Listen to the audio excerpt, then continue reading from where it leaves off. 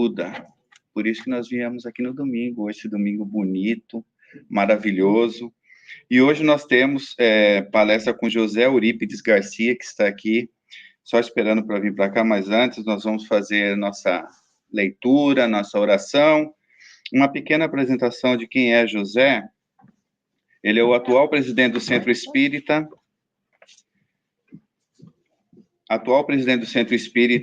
Luz, Caridade e Amor, na cidade de Igarapava, em São Paulo.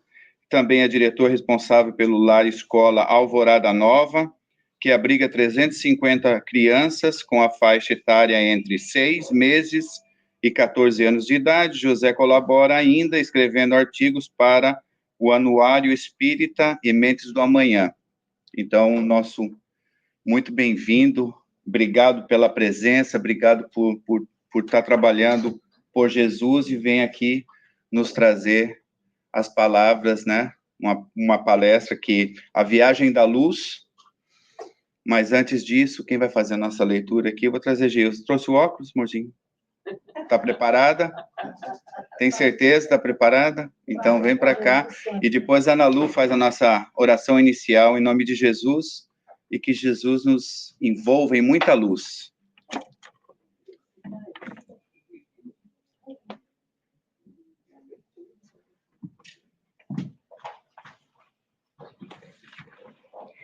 Bom dia a todos. Bom dia. A leitura, então, de abertura é do livro Ceifa de Luz, Chico Xavier, pelo Espírito Emmanuel, e nos diz: Lei e vida. Não pensais que vim revogar a lei ou os profetas, não vim para revogar, vim para cumprir. Está em Jesus, no Evangelho de Mateus, no capítulo 5, versículo 17. Não matarás, diz a lei. O texto não se refere, porém, unicamente à vida dos semelhantes. Não frustrarás a tarefa dos outros, porque a suponhas inadequada, uma vez que toda tarefa promove quem a executa sempre que nobremente cumprida. Não delipidarás a esperança de ninguém, porquanto a felicidade, no fundo, não é a mesma na experiência de cada um. Não destruirás a coragem daqueles que sonham ou trabalham em teu caminho, considerando que, de criatura para criatura, difere a face do êxito.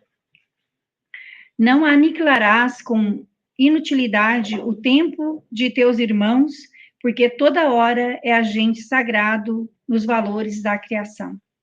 Não extinguirás a afeição na alma alheia, porquanto ignoramos, todos nós, com que instrumento de amor e sabedoria divina pretende mover os corações que nos partilham a marcha. Não exterminarás a fé no espírito dos companheiros que te rodeiam e se retêm contigo, observando-se que, nas estradas para Deus, obedecem às estruturas e direções que variam ao infinito. Reflitamos no bem do próximo, respeitando-lhe a forma e a vida. A lei não traça especificações ou condições dentro do assunto, preceitua simplesmente: não matarás. Que assim seja.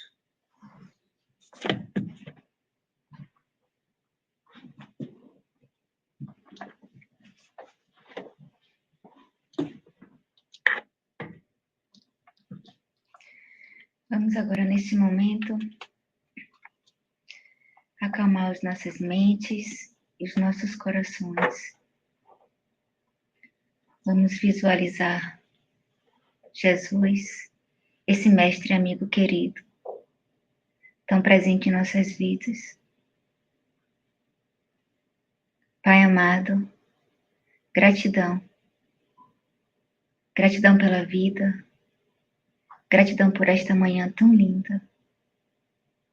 Gratidão, Pai, por acordarmos aqui para mais um dia, com uma vida diante de nós, cheia de oportunidades, de aprendizado, de crescimento, de trabalho.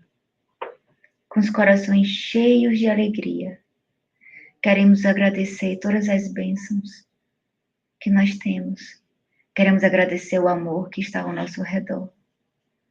Queremos agradecer as amizades no mundo espiritual e aqui no mundo material. Queremos agradecer a espiritualidade, os mentores desta casa, Amor e Luz, que proporcionam tantos estudos, tantos trabalhos, que dão suporte a todas as atividades desta casa. Queremos agradecer ao nosso companheiro e amigo José Eurípides, que está aqui hoje, para nos trazer mais conhecimento, luz, fé e esperança. Querido Pai amado, querido irmão e mestre Jesus, que nós possamos ser instrumentos da bondade, da luz, do amor. Que nós possamos aproveitar todas as oportunidades da construção do bem. Que nós possamos, Senhor, nos melhorar a cada dia para melhor te servir. Abençoa, Pai, toda esta humanidade. Leva o consolo, a paz, o amor, a cura, a fé e a esperança àqueles que mais precisam. Nos abençoa hoje e sempre. Que seja feita, Pai, a vossa vontade. Que assim seja.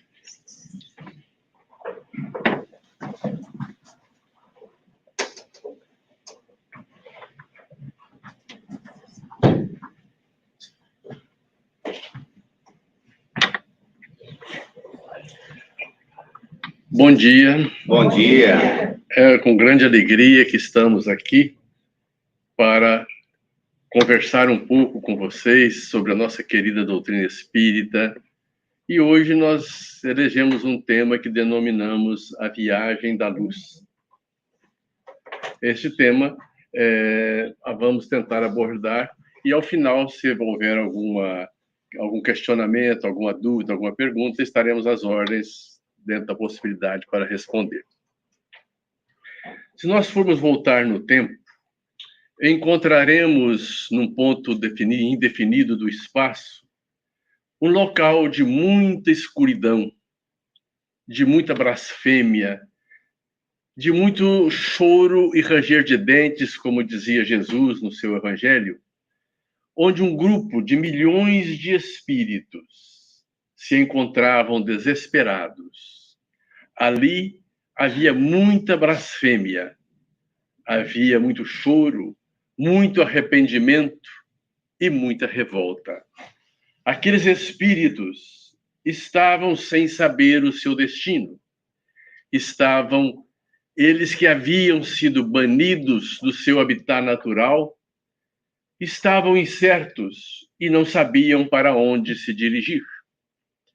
E durante aquela confusão, aquela situação toda negra e complicada, uma pequena luz se faz lá no horizonte e vem viajando a uma velocidade espantosa e vai até aquele grupo, que eram milhões de espíritos.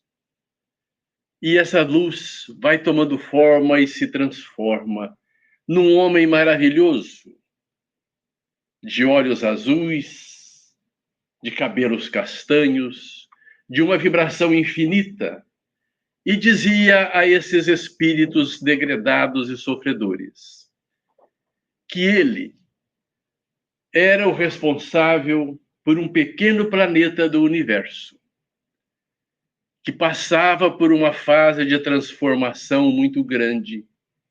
E essa transformação, ele necessitava de ajuda e necessitava de apoio.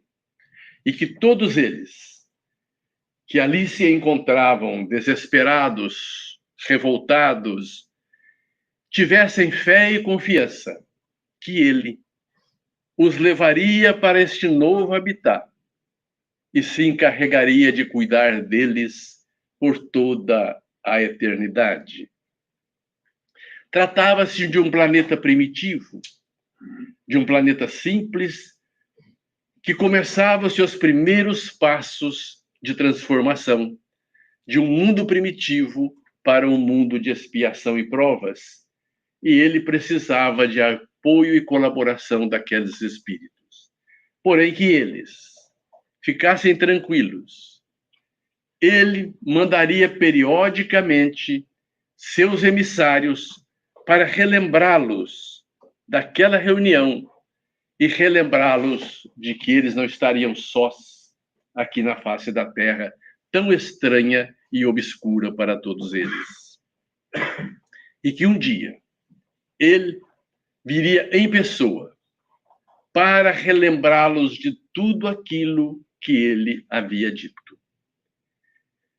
E os espíritos, então, aquela multidão de espíritos que estavam desterrados de capela, eles sentiram um novo ânimo, uma nova vibração, e este ânimo se transforma em alegria, pois uma oportunidade nova iria surgir.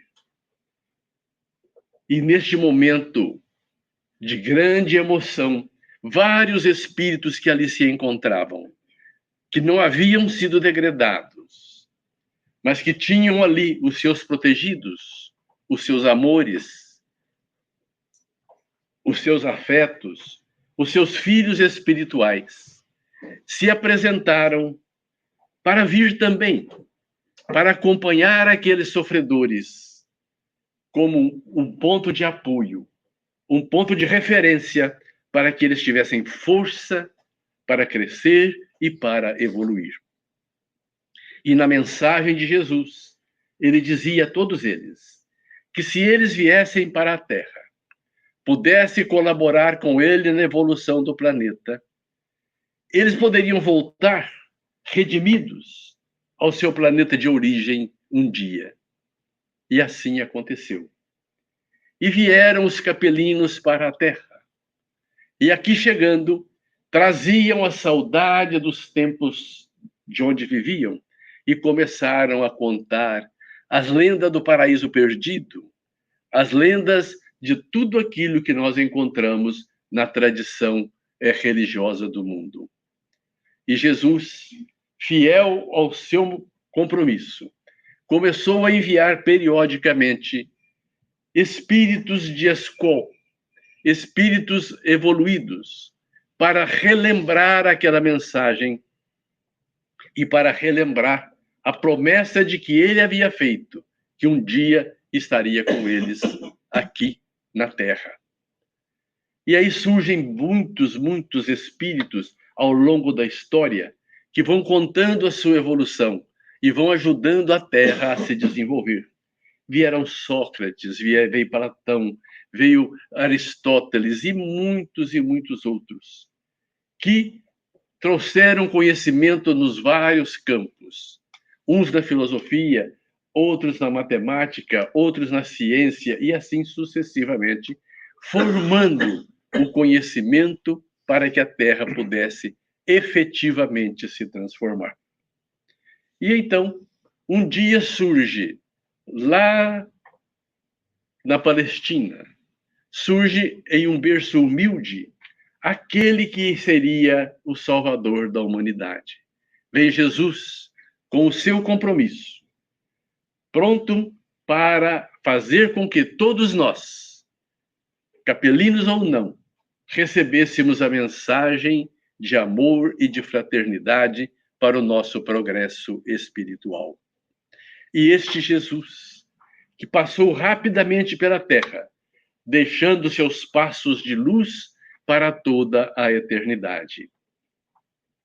Depois da sua morte, a confusão generalizada, os próprios apóstolos não sabendo como fazer, como proceder, sem a presença do Mestre, até que Jesus, sentindo tudo aquilo, resolve um dia encontrar Paulo de Tarso lá no caminho de Damasco, e então, por aquela luminosidade, aquela luz que Jesus podia expandir, Paulo cai da animalha que ele o conduzia pelo deserto e simplesmente pergunta: quem és tu, Senhor?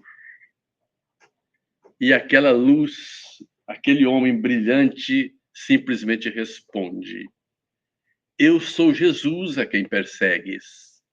E Paulo, num átimo de prontidão, de resolução, diz simplesmente: que queres que eu faça? Este talvez seja o diálogo mais importante da humanidade. 3 frases que fez com que todos nós, grande parte da humanidade, pudesse ser cristãos. Não fosse Paulo, nós não seríamos cristãos na atualidade. E Paulo, que era um espírito de grande evolução, que dominava fluentemente o arameu, o grego e o latim, é o espírito escolhido por Jesus para disseminar seu evangelho por todo o mundo conhecido de então. Graças a este diálogo, quem és tu? Eu sou Jesus. Que queres que eu faça? 3 frases. 2 minutos. A humanidade se transforma para um conhecimento novo. E Paulo sai com a sua missão, com a sua tarefa extraordinária, levando o evangelho aos mais distantes pontos do mundo. O apóstolo dos gentios, porque levava o evangelho para fora das divisas, das fronteiras de Israel. E os próprios discípulos de Jesus não entendiam. Achavam que Jesus veio para os judeus e não para a humanidade. Porém, Paulo, enfrentando toda essa situação, ele leva adiante a sua tarefa e faz com que o mundo inteiro comece a conhecer a presença do Evangelho e a presença de Jesus. Depois da passagem de Paulo, a história faz um hiato e nós vamos encontrar por volta do ano 180, aproximadamente, da nossa era cristã, lá em Alexandria, Amônio Sacas, que tenta fazer uma ponte, uma união entre o cristianismo e o platonismo. E cria, então, o neoplatonismo. E, juntamente com ele e aos seus seguidores, dentre os quais Orígenes, um dos pais da igreja, eles começam a definir o cristianismo de Jesus em várias pontes. E este grupo de neoplatônicos, é que traz a mensagem da reencarnação para a humanidade. Mais tarde, com o passar dos anos, os cristãos perseguidos, sendo mortos nos círculos, em espetáculos deprimentes, vai marcando a presença do cristianismo na humanidade. Até que no ano 313 da nossa era, Constantino lavra o Edito de Milão, onde é permitido aos homens, é permitido à sociedade, é permitido ao cidadão romano adotar o cristianismo como religião. No ano 313, embora marque a liberdade, a liberdade cristã, nós temos uma situação muito adversa, que o cristianismo, que até então era perseguido, e calcula-se que aproximadamente 1 milhão de pessoas tenham morrido nos espetáculos públicos para fixar o cristianismo na humanidade, o cristianismo se transforma. E aquilo que era para ser uma bênção de liberdade se transforma num caráter de opressão. E começa aí um cristianismo violento, de perseguidos a perseguidores. Aqueles que não eram cristãos não encontravam mais espaço. E a perseguição começa pelas próprias cruzadas que cortam a Europa e a parte do conhecido do Oriente Médio num campo de batalha para toda a humanidade. Porém, Deus está sempre atento. A reencarnação, que havia sido base da doutrina de Orígenes e da doutrina dos princípios do cristianismo, no ano 532, sofre um abalo muito forte. É que Teodora, esposa do imperador Justiniano, ela havia sido, antes de ser imperatriz, ela era uma prostituta.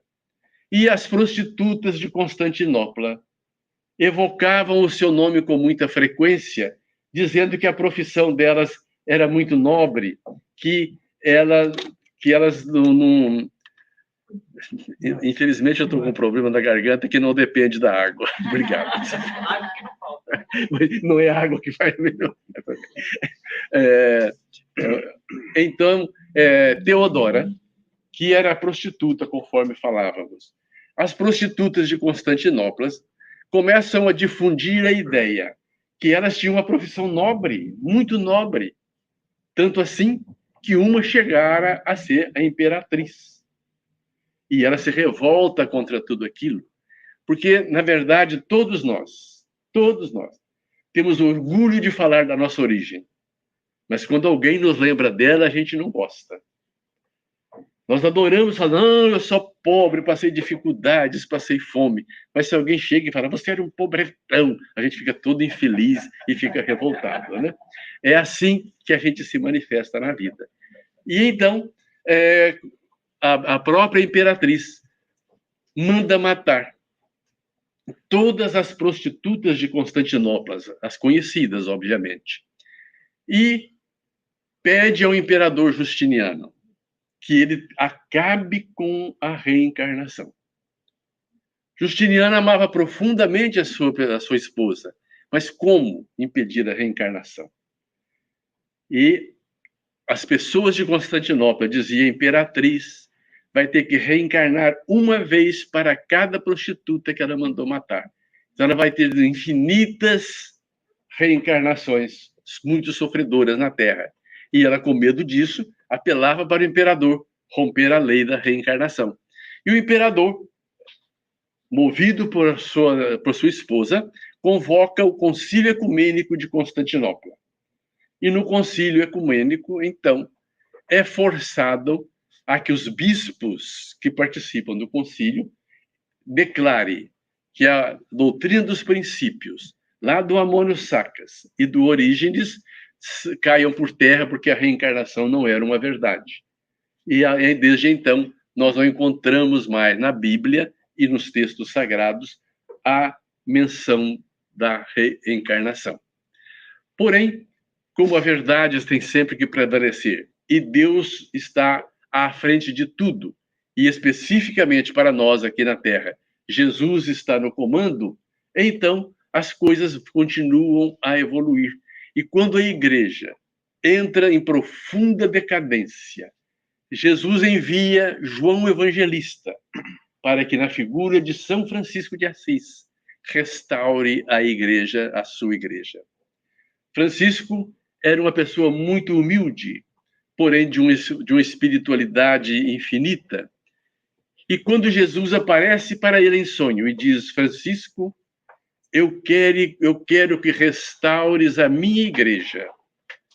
Francisco entende a mensagem como uma igreja velha que tinha lá nos arredores de Assis, que estava caindo aos pedaços, e vai para lá para construir a igreja, reconstruir a igreja. Aí Jesus aparece novamente e diz, não, Francisco, não é esta igreja que é para reformar, é a igreja como organização. E ele então se transforma no peregrino de Assis, que todos nós conhecemos, e que um dia, caminhando por uma estrada na sua grandíssima humildade, trabalhando a benefício da restauração da igreja, da restauração do evangelho, ele cruza com um leproso. E este leproso, como naquela época os leprosos eram banidos da sociedade, eles tinham que andar fazendo barulho para que as pessoas não se aproximassem deles. Então, ele vem fazendo barulho com um sino, e Francisco percebe que vai cruzar a estrada com um leproso. Ele procura em todos nas suas roupas alguma moeda, alguma coisa, e o leproso diz a ele, por favor, não se aproxime, eu sou um leproso. Deixe a sua esmola e se vá. Mas ele não tinha esmola para dar.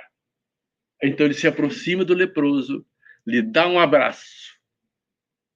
E quando ele abraça o leproso vai se transformando e transforma-se em Jesus, que lhe abraça, e então isso marca definitivamente a sua jornada como o grande organizador e reorganizador do cristianismo primitivo.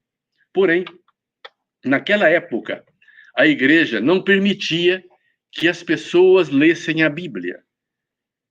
Nem os próprios padres mais simples, somente os teólogos podiam ler a Bíblia, porque as outras pessoas não tinham preparo para tanto e, consequentemente, elas iriam interpretar mal os ensinos que estavam na Bíblia. Então, a missa era falada em latim. Algumas vezes, o próprio padre que estava celebrando a missa dava as costas para o público que estava assistindo e para que as pessoas assistissem à missa sem entender absolutamente nada daquilo que estava se falando. E como Deus tem pressa para que a humanidade evolua, para que nós alcancemos um patamar de evolução maior, envia à Terra, nascendo lá na Bavária, na hoje conhecida como República Tcheca, a antiga Tchecoslováquia, um espírito de grandíssima evolução que decide romper basicamente as estruturas da igreja da época. Se chamava Jean Hus. E ele, então, se opõe veementemente aos princípios da igreja, dizendo que o evangelho deve ser lido na língua de cada povo, que a missa deve ser transmitida na linguagem que as pessoas possam entendê-la, e não no latim que ninguém entendia. E isso é uma blasfêmia. A igreja se opõe veementemente contra ele. E ele continua firme no seu projeto de que o evangelho de Jesus é feito para todos e não para um pequeno grupo. Então ele é excomungado. O Papa lavra a excomunhão. Porém, ele continua no seu trabalho de evangelização da linguagem própria do povo dele, disseminando esta mesma ideia. Então, há um concílio ecumênico em Constança, na Alemanha, e eles o convidam para ir ao congresso. E ele fala que não, porque ele sabe dos perigos que está correndo. O imperador da República Tcheca lhe dá um salvo-conduto com garantia de vida. E ele vai para o congresso em Constança. Lá, ele cai prisioneiro dos ministros da igreja, que naquela época a Inquisição tinha esse poder de prisão. Então, o imperador, que lhe havia dado o salvo-conduto, tenta fazer prevalecer a sua autoridade. Porém, o Papa diz: se você exercer a sua autoridade, mandar exércitos para libertá-lo, você será excomungado. E a excomunhão era tão forte, tão grande, que o imperador recua. E Jean Hus é queimado vivo em Constança, no ano 1415, simplesmente porque queria que o evangelho fosse divulgado no idioma pátrio de cada povo. Porém, nós sempre medimos errado as pessoas e matamos o homem pensando que ao matar o homem a gente mata a ideia. Ocorre o contrário. Quando se mata o homem, a ideia cresce, a ideia se expande, se evolui cada vez mais e as ideias de Jean Hus começam a se propagar com uma atividade muito intensa. Quando Jean Hus desencarna em 1415, vítima da fogueira lá em Constança, já havia renascido na França Joana d'Arc, que contava, por então, com 3 anos de idade. Ela nasceu em 1412. Dizem alguns, e provavelmente seja verdade, que Joana era o próprio Judas Iscariote retornando para uma missão grandiosa para se redimir de tudo aquilo que ele havia feito. E Joana, aos 13 anos, começa a dizer que Santa Catarina e Santa Margarida estavam com ela e diziam para ela libertar a França. Ela logra libertar a França do domínio inglês, porém cai prisioneira e o próprio imperador, que ela havia coroado, se omite na decisão e ela vai ser levada à fogueira. E quando ela vai ser levada, estão preparando para que ela vá à fogueira, ela diz: meus amigos espirituais me disseram que dentro de 3 dias eu estaria liberta. E então, quando começam a atear fogo na lenha ela está presa em uma cruz, para que o fogo possa exterminá-la, então ela diz: meus espíritos me traíram, me disseram que eu seria libertada em 3 dias. Passa alguns instantes, quando a chama começa a crescer, e ela diz: não, eles não me traíram. Eles falaram a verdade, porque a morte é a libertação. E eu estarei livre dentro de poucos minutos. Então, 3 dias é exatamente este momento. E ela, então, desencarna, levando esta mensagem da reencarnação, da liberdade, da morte como liberdade para toda a humanidade. Há uma luta muito grande no seio da própria igreja, porque os médiuns são considerados bruxos. Aquele que tem contato com os espíritos são levados a serem discriminados, e pela força cria-se o lema: fora da igreja não há salvação. Aquilo que realmente, que no passado era um apoio, que era uma doutrina de amor, que as pessoas se entregavam, passa-se então para o outro lado. Ou você está aqui, ou você está condenado à morte. E a igreja se envolve em tantas lutas, em tantas guerras, em tantas batalhas materiais, que sente as suas finanças se exaurirem. E aí, então, o Papa estabelece a cobrança das taxas para ganhar o céu. Então, começa-se os bispos da igreja a viajar por toda a Europa, vendendo a preço de ouro um pedacinho do céu para aqueles que houveram pecado, que haviam cometido crimes, e isso chega até na Alemanha.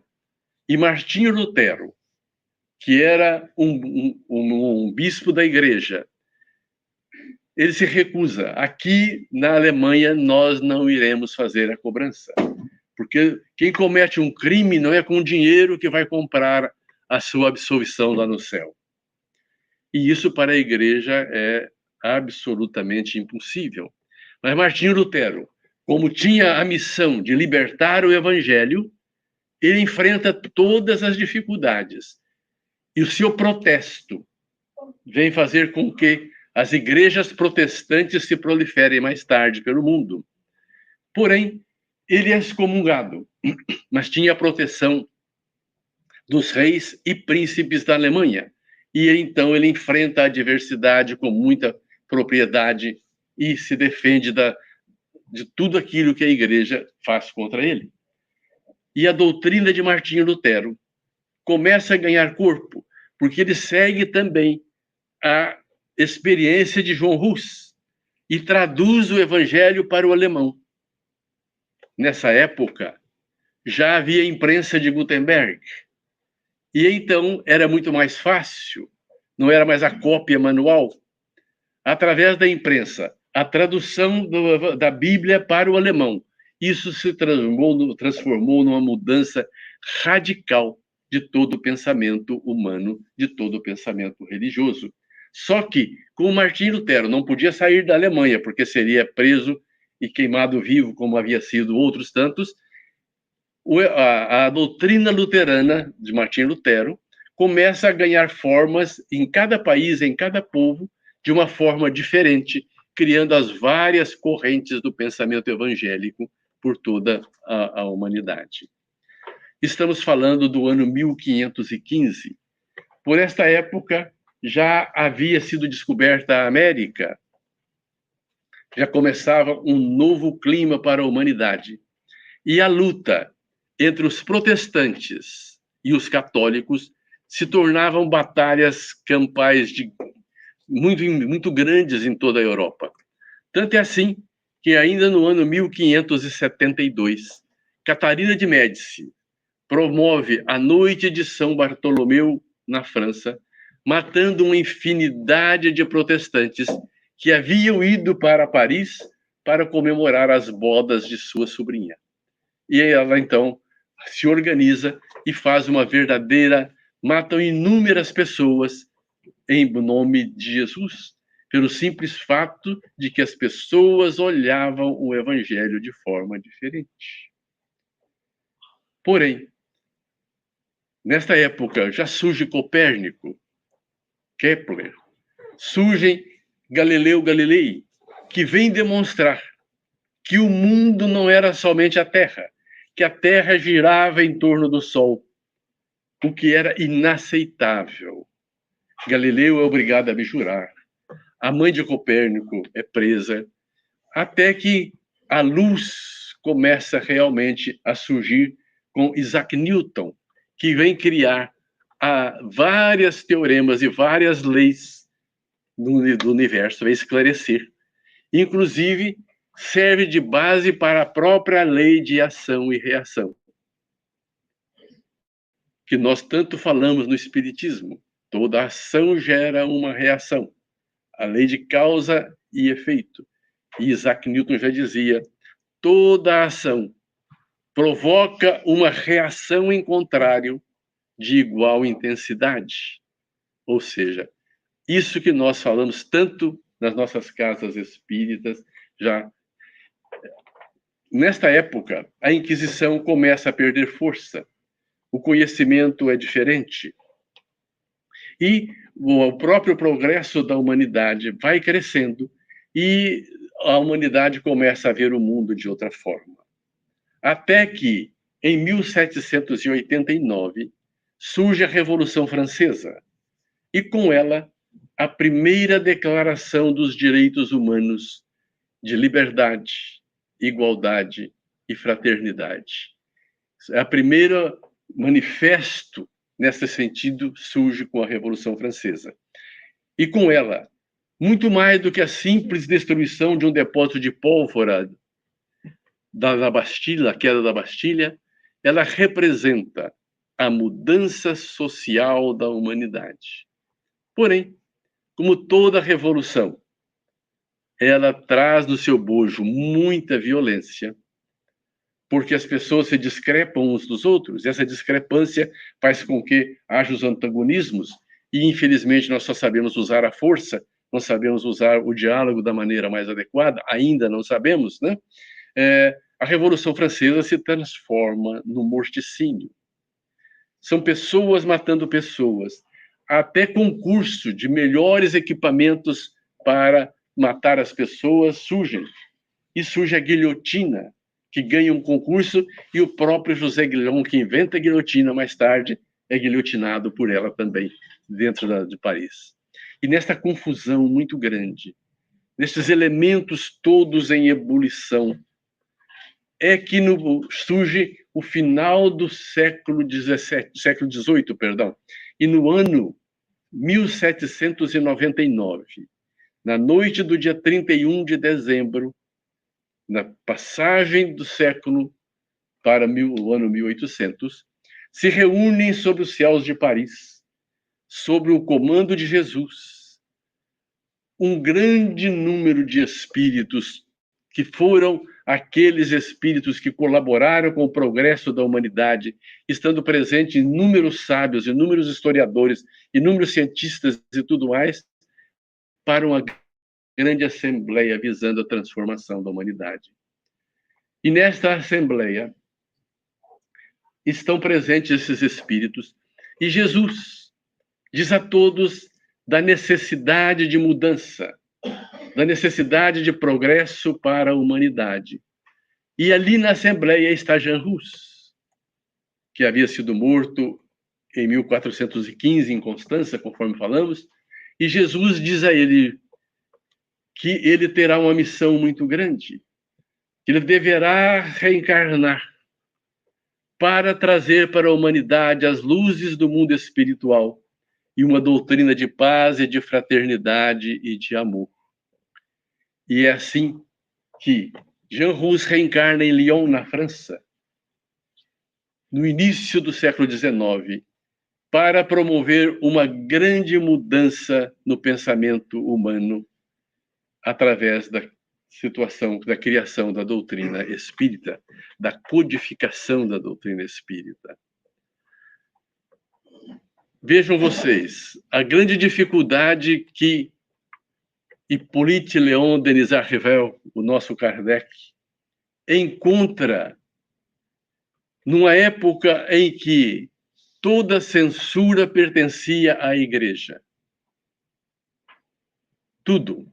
Então, todos os livros, toda a ação filosófica ou religiosa dependia da autorização da Igreja. E Kardec vai escrever o Livro dos Espíritos. Se ele traz um Livro dos Espíritos e diz é uma religião nova, ele seria imediatamente banido e o livro jamais seria editado. Então, na sua primeira edição, que teria que passar pelo crivo da censura eclesiástica, ele põe um livro menor, com uma quantidade de perguntas muito menores, tirando todos os temas controversos que podia gerar. De uma habilidade fantástica, ele solta a sua primeira edição de O Livro dos Espíritos, que vem no dia 18 de abril de 1857, como a luz efetiva para a humanidade. E então, neste livro, Kardec diz que é uma filosofia, não fala que é uma nova religião. E como nova filosofia, naquela época, as ideias nasciam e morriam com uma velocidade muito grande. Estávamos vivendo o ocaso do positivismo, que era a doutrina de Auguste Comte, que estabelecia que somente deveria ser discutido aquilo que era positivo, aquilo que era palpável, aquilo que podia ser sentido pelos órgãos físicos. Jamais a metafísica poderia ser objeto de algum tipo de estudo. E dizia Auguste Comte, o homem nasceu ignorante e ele precisava de Deus. Ele precisava da fé. O homem evoluiu, passou a precisar da metafísica para poder se justificar e se entender no universo. Hoje nós temos a razão e somente a razão está discutida. Naquele período de ebulição deste pensamento todo, há uma procissão dos intelectuais da França que colocam uma jovem desnuda em cima de um andu e dá uma volta inteira na Catedral de Notre-Dame, em Paris, para simbolizar a deusa razão. E a deusa razão, diziam os oradores inflamados da época, França já tem a razão, não precisa de Deus. Tendo razão, não precisa de Deus. Deus está morto, graças a Deus. Né? Então, esta filosofia do nada, do niilismo, começa a ser discutida profundamente por Kardec. Porém, é uma filosofia que se esperava os censores da Igreja Católica, que fazia a censura de toda a edição, que aquilo seria passageiro como as outras ideias, e autorizam a edição do livro, que nasce pálido, simples, numa manhã de primavera em Paris, dia 18 de abril. Só que Kardec, com toda a sua habilidade, já tinha uma segunda edição preparada, que é a edição do Livro dos Espíritos que nós conhecemos hoje. Com 1018 perguntas, quase o dobro do Livro dos Espíritos original, onde todas aquelas situações controversas da Igreja estão inseridas já no contexto da segunda edição, que é a mais ampla e que é a divulgada para todos nós. Então, o Espiritismo surge como uma renovação de pensamentos, surge como uma renovação de ideias, surge para transformar o homem. E Kardec, na sua habilidade, no seu profundo conhecimento do ser humano, diz: o Espiritismo não é obra de um homem. Imaginemos, todos aqui, todos nós vaidosos, queríamos ter alguma coisa no nosso nome. Porém, Kardec, como não era do nosso nível, era de um nível superior, ele diz: o Espiritismo não é obra de um homem. É uma obra coletiva, que é fruto do trabalho dos espíritos encarnados e desencarnados em todas as partes da humanidade. O Espiritismo não diz a última palavra. O Espiritismo é evolucionista. Estará sempre caminhando de lado com a ciência. E que, se a ciência provar que ele está errado em um dos seus pontos, ele deve modificar imediatamente este ponto para andar sempre a par com a ciência. Então, nós somos o Espiritismo é uma obra coletiva, que é fruto de um conjunto de médiuns, de espíritos, de homens e tudo mais. É uma obra evolucionista, pois que estará sempre caminhando e sempre trazendo coisas novas para todos nós. Tudo isso faz com que a doutrina espírita, que nasceu de mãos dadas com o Evangelho, jamais dele poderá separar-se.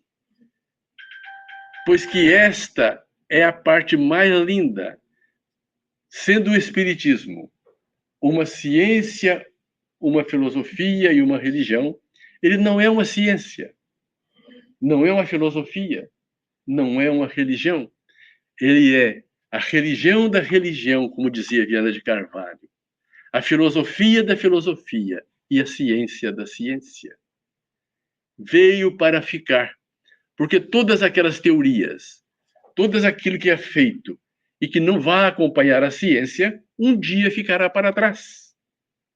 E é por isso que Kardec vem e nos diz: o Espiritismo andará sempre ao lado da ciência. É uma doutrina evolucionista. E o Espiritismo traz, no seu conhecimento, tudo aquilo que a humanidade de hoje precisa. O dia que a medicina entender que nós temos doenças materiais e doenças espirituais, que poderá ser tratado do espírito e da matéria, cada um da sua forma, nós teremos alcançado, dado um passo gigantesco para a solução dos grandes problemas de enfermidades da humanidade. O dia que a psicologia entender que nós temos as personalidades múltiplas, de acordo com cada pessoa, que às vezes apresenta uma ou outro tipo, que isto vem antes do nascimento, não está no cérebro, está no espírito que comanda o cérebro, nós teremos dado um outro passo para que todos os desequilíbrios de ordem emocional sejam resolvidos. E assim em todos os ramos de atividade. Kardec, lá na pergunta 685 do Livro dos Espíritos, nos diz: somente a educação moral poderá salvar a humanidade.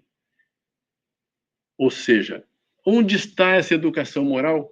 O dia que as nossas escolas ensinarem, além da matemática, além do idioma, começarem a ensinar moral, ensinar da educação moral, a humanidade estará dando um passo gigantesco para a sua mudança, para a sua modificação, para o seu progresso espiritual.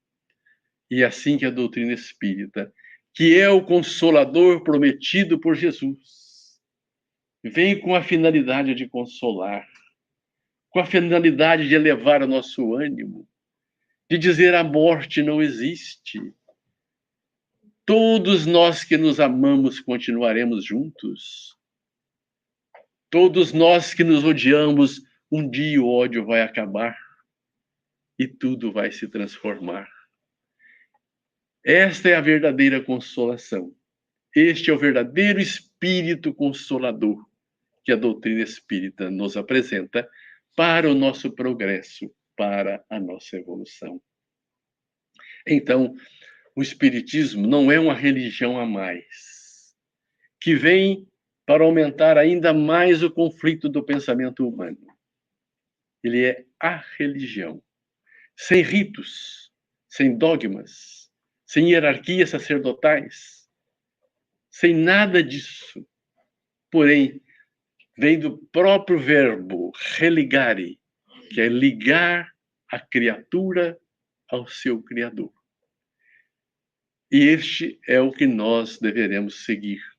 Que as nossas casas espíritas deverão sempre ter presente que nós somos todos irmãos. Somos a raça humana sem fronteiras. A raça humana livre de idiomas, livre de dificuldades financeiras. É a humanidade como um todo. E nós estamos outra vez naquela mesma transição que nós falávamos lá no início da nossa conversa, sobre Jesus visitando os capelinos para fazer com que a Terra pudesse evoluir, mudar de grau na escala espiritual. Estamos agora novamente, e constam os escritos modernos, que Jesus foi às Pleiades e trouxe de lá inúmeros espíritos mais evoluídos do que nós, para poder nos ajudar e alavancar as modificações que a Terra precisa ter para se transformar num mundo regenerador. Saindo desta fase que nós estamos para chegar a um mundo melhor. E com essa esperança, com esta certeza de que o mundo vai ser sempre melhor, que a humanidade vai ser sempre melhor, que aqui um dia será um mundo feliz, é que nós devemos viver, com um sorriso no rosto, sabendo que as mágoas são passageiras, sabendo que as dores passam, que não há mal que sempre dure. Diria o pessimista assim, que não há felicidade que nunca se acabe, mas pobre dos pessimistas, né? Todos nós precisamos ser otimistas, alegres, felizes, porque o amanhã nos espera. E é com essa felicidade, com essa alegria, com este amanhã, que eu agradeço a vocês. Muito obrigado por estar aqui. Uma alegria infinita de estar falando com vocês desta manhã de domingo. Obrigado pelo sacrifício de vocês deixarem seus lares em pleno domingo para vir nos ouvir. Um grande abraço para todos.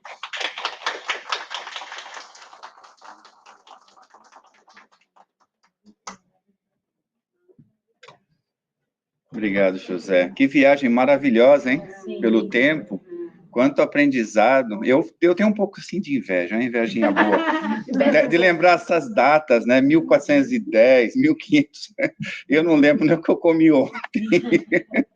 Mas, olha, é maravilhoso, né? O estudo, a gente saber como aconteceu, tantos espíritos que vieram para trazer, né? Batalharam bastante, deram a vida, literalmente, né? Deram sangue e vida para nós hoje estarmos recebendo, né, esse evangelho tão fácil. Hoje é tão fácil, né? Nós temos certeza que não vai ter ninguém lá fora para prender a gente e tacar fogo, né, como antes, levar para a fogueira, porque nós temos uma crença diferente, nós temos um pensamento. Hoje é fácil, né? Nós temos uma internet que tem livros, mas não baixe não, vai lá na livraria e compra com a Lucy, tá? Não baixa, esse negócio de PDF aí não tá muito certo, não. Tem que ir lá com a Lucia ali, ó. Nós temos ali vastos livros, né? Muitos livros, obras básicas, tudo mais. Mas vamos fazer o trabalho aqui. Alguém tem algum comentário? Nós temos aí 5 minutos. Aproveitem. Alguém tem algum comentário? Não vou falar pergunta, não. Pergunta lá fora, lá na hora do almoço. Lá o José vai estar almoçando com a gente hoje, está convidado, né? Almoçar com a gente, vai dar tempo? Então tá bom, ele vai estar lá fora, se quiser apertar a mão, falar com ele um pouquinho, ele vai estar ali. Nenhum comentário? Agradecer. Foi uma palestra que não estava... Foi colocada na nossa programação. Aham. E, assim, de última hora. E foi maravilhoso. E foi uma palestra que trouxe bastante... Que viagem, né? Nos fez crescer, né? A viagem no tempo, né? Como que aconteceu tudo, né? Explicando como começou o espiritismo, que uma coisa liga a outra, né? Uma coisa vem e liga a outra. Isso é muito interessante, muito importante. Muito obrigado mais uma vez, José. Muito obrigado mesmo. Férias? Que férias?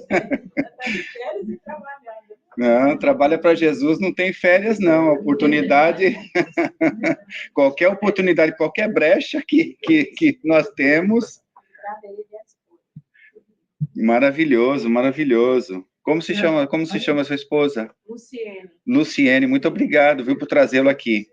Médio de transporte, né? Na verdade, foi ela mesma. Né? Então. Ela para passear. E, olha aí, ó. Exato. Maravilhoso. Eu queria só lembrar que ainda está tendo lá, a Silma está lá na Garagem Céu, se nós pudermos, né, depois daqui passar ali, dar o suporte, dar uma ajuda, comprar alguma coisa, se puder. Também nós temos o almoço hoje, que está maravilhoso de primeira. Quando vem palestrante de fora, o almoço fica mais caprichado. Aí eu já vou falar que eu já estou um pouquinho assim ansioso. Obrigado, viu, José, por mais isso. Né? Que o pessoal capricha mais na comida. Então, brincadeira, está sempre maravilhoso. O almoço aqui é sempre maravilhoso. E eu também queria dar um recado. No dia 27, nós vamos ter o filme, mas vai ter uma mudança que eu ainda não sei, ainda estou conversando com o Peter, e a gente vai anunciar, daqui a pouquinho sai o anúncio, tá? Teve um probleminha aí, vai ter uma mudança. Tá bom? Então, falei tudo dessa vez, não esqueci nada, não deixei nada para trás. Vamos falar do almoço de novo, que está maravilhoso. Então, tá bom, nós vamos passar para a nossa segunda parte, que são os passes, a oração final, e sempre agradecendo a presença de todos. Que maravilha que todos estão aqui hoje. Obrigado pela presença, que Jesus possa manter-nos com o Evangelho em nossas mãos, essa luz, envolvendo os nossos pensamentos, trazendo a gente para mais perto dele, né? Que é o que a gente precisa, estar mais perto de Jesus, desses mentores maravilhosos que essa casa tem e outras casas espíritas. Então, vamos lá? Quem vai fazer nossa oração hoje? Eu vou pedir. Luciene, você faz para a gente?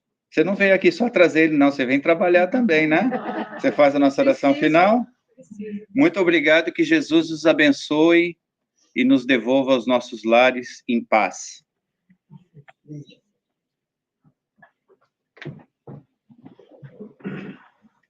Vamos elevar nossos pensamentos a Jesus. Mestre querido, eu particularmente te agradeço por essa oportunidade de estar aqui, junto com todas as pessoas aqui presentes, principalmente os brasileiros.